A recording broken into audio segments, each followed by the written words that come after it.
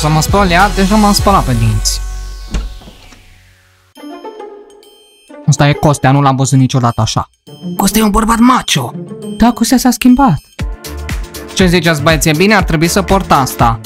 Costea, pentru cine te pregătești așa tare? RTM, nu te prostii, nu știi? Vine o gagică pentru Costea. Costea, serios? Costea chiar e frumoasă. Costea chiar e blondă? Da, blondă. Trebuie să spun lui Gigi să se vopsească. Nu e nimic mai real decât asta. Deci, băieți, nu pot arăta rău. Spuneți-mi dacă îmi stă bine așa sau nu. Costea, nu. Încearcă altceva. Bine. Băieți. Ce? Dacă mă îndrăgostesc de fata lui Costea. Patrick, pe bune, Costea e prietenul tău, nu poți. Dacă e fata lui Costea, este și fata noastră. Artem, pe bune, și dacă Costea se îndrăgostește de Marușca ta? De ce să se îndrăgostească de Marușca? Mai bine se îndrăgostește de Gigi. Blondă, n-am văzut-o încă, dar deja îmi place de ea. Patrick. Bine, băieți, am înțeles, fetelor le plac băieții duri, asta e. Nu o să mă îmbrac ca unul, dar o să fiu un dur. Costea, o vom întâlni împreună? Pentru ce? Vreau să o privesc. Eu singur o să o întâlnesc. Wow, ce cool! El nu e cool, e doar îndrăgostit. Iana, unde ai văzut? Aici, Diana, uite-i. Oh, și el unde-i? Diana, ăsta e smile al tău în club. Știi, Iana, aș putea și eu să plâng acum, să fiu în depresie, dar recent am fost și eu într-un club, deci cred că da, nu știu nimic despre Smile, el nu știe nimic despre mine și nu ne certăm și e totul bine între noi. Păi, Diana, trebuie să-ți arăt asta. Uite, pozele astea sunt postate chiar din club. Uite, Smiley dansează pe masă. Asta e super, Iana, el a dansat pe masă, eu am dansat pe bar. Diana, serios? Nu, Iana, glumesc, mă învârteam pe lângă bar. Fetelor, Costea chiar nu ne-a mințit, vine o nouă fată la noi. Da. Fetelor, știți, nu o să vă aburesc, eu n-am iubit, dar dacă eram în locul vostru și aveam iubit, mă luau transpirațiile, dacă fata asta e minunată și mișto. Fetelor, iar asta chiar vine la Costea? Nu, Iana, încă n-a ajuns, e pe drum. V-am zis, Costea i-a cumpărat loc în tabăra noastră. Fetelor, putem să o întâlnim. Da, fetelor, o să o întâlnim. Fetelor, nu doar că o vom întâlni, o vom primi cum se cuvine. Trebuie să-i arătăm cine sunt fetele cele mai frumoase. Să ne îmbrăcăm! Fetelor, sigur nu-mi pasă de ea, dar o să mă îmbrac cu voi, ca să știe cine sunt cele mai tari de aici. Majoretele! Fetelor, dacă fata asta e frumoasă, eu plec din tabără. Marușca, te simți incomod lângă fetele frumoase? Marușca, noi suntem puicuțe! Exact, Marușca. O, fetelor, dar în general totul e ok pentru mine. Plec la părinți o săptămână. Deci nu-mi pasă dacă e urâtă sau frumoasă. Nu o să fiu aici. Și nu-mi pasă. O, Iulia, ce deșteaptă ești. Nu te gândești că azi poate fi cu Costea, dar mâine cu Puiuț sau că o să-l ia pe Artiom? Și Iulia, o să te întorci de la părinți. Puiuț va pleca, te va părăsi pentru frumoasa asta. La naiba, fetelor, chiar. Și acum ce? Da, nu știu ce să zic. Fetelor, să nu ne mai gândim la băieți. Noi suntem puicuțe, suntem puicuțe. Cnopa, și crezi că nu se pot despărți de puicuțe? Ascultă, puicuțo, nu mai vorbi blablauri. Se poate? Intrați! Puiuț, avem o discuție serioasă. Patrick, trece aici, rapid! Fetelor, sunteți bolnave, nici n-au văzut-o încă nu le place de ea și deja vreți să-i certați. Cnopa, fără blablauri! Marușca, n-ai dormit destula sau ce? Eu la sunt aici, ce s-a întâmplat? Gigi, nu țipa, n-am făcut nimic. Deci, băieți, fetelor le-i frică să nu vă piardă. Asta e! Deci tu te geloasă pe iubita lui Costea? Nici n-am văzut-o încă. E blondă. Patrick, ce-ai zis? Ce e ea? Blondă. Patrick, de unde știi că fata e blondă? Costea mi-a zis. Da, Costea. Patrick, și ție ce-ți plac? Brunetele. N-am auzit, Patrick, ți-ai pierdut mintea complet? Brunete. Băieți, cu ce am greșit? Ai spus brunetele, dar trebuia să spui bruneta, Gigi. Patrick, deci să aud de cine-ți place? Gigi, păi îmi place de tine, dar totuși ai putea să te vopsești blondă. Fetelor, atacați! Fetelor, voi sunteți puicuțe!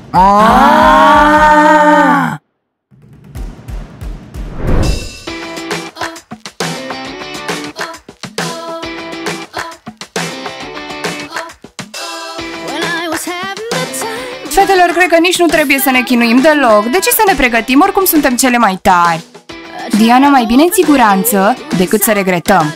Auziți, dacă apare o fată care arată ca un model, să ne îmbrăcăm mai bine.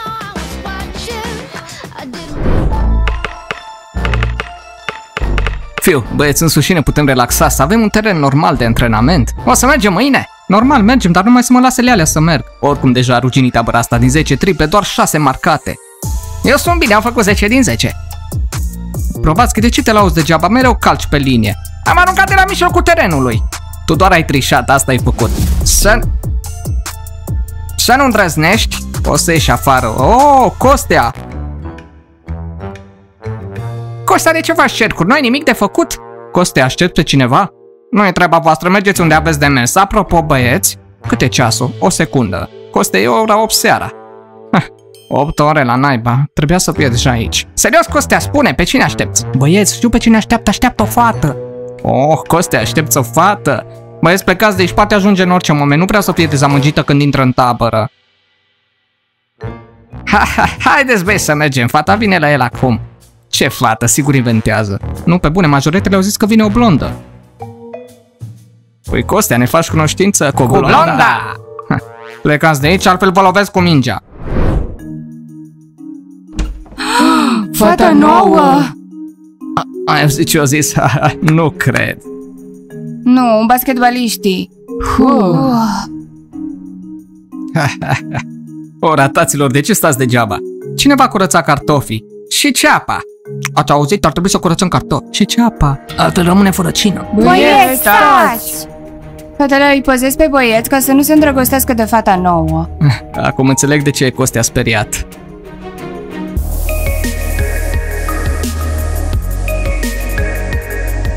Hei băieți, cum a fost antrenamentul? V-ați antrenat, Brovaschi? Nu v-am zis că suntem împotriva acestui antrenament? Wow, de ce sunteți așa frumoase?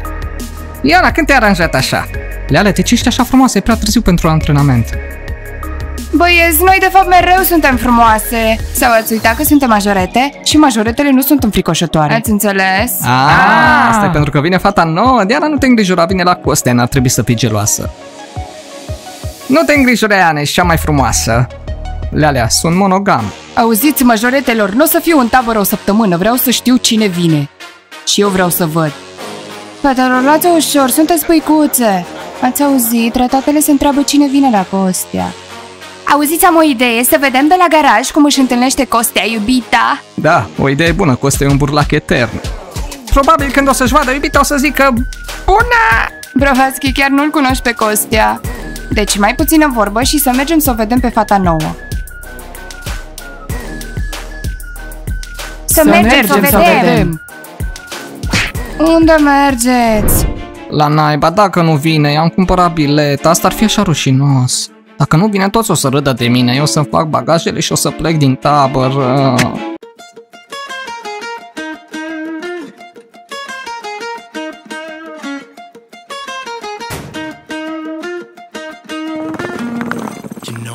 Bună, Costea! Ania, ai ajuns!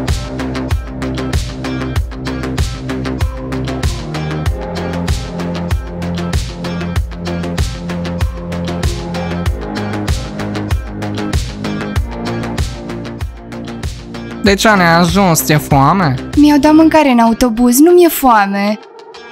Ești obosită? Nu-s obosită, haide, arată-mi tabăra, făm cunoștință cu lumea. Da, am uitat.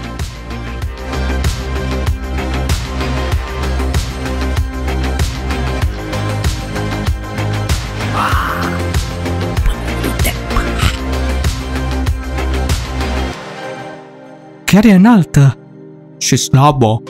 Chiar e blondă, am fiori! Patrick, taci, altfel ce va urla. Fetelor, haideți în tabără să o vedem de aproape. Vai, n-am văzut! Știți, sunt fericită pentru Costea, eu cred că e o fată foarte drăguță. Da, de acord. Ok, toată lumea să mergem.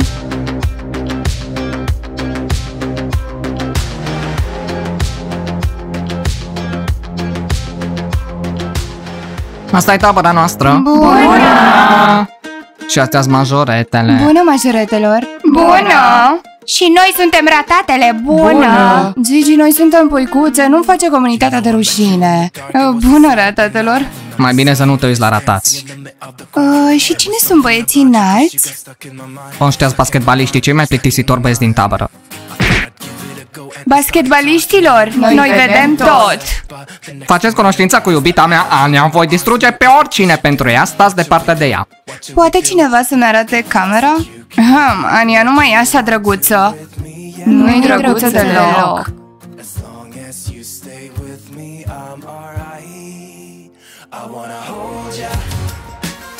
Așadar, dragilor, dați like și abonați-vă la canal, așteptați episoadele noi, o vom cunoaște mai bine pe Ania, sper să nu ne fure basketbaliștii. Pa! Ce? Deja v-ați îndrăgostit de ea? Nu. Ok, să mergem. Unde-i Patrick al meu? Unde-i Patrick? Băieți, nu-s aici. Patrick! Păi eu îți plec mâine, deci ai grijă. Iulia, am înțeles. Deci, oameni buni, ascultați, dacă începe haosul în tabără, atunci o să zburați direct și rapid acasă. Am înțeles. Ok, fetelor, să mergem să o vedem pe fata nouă. Să mergem.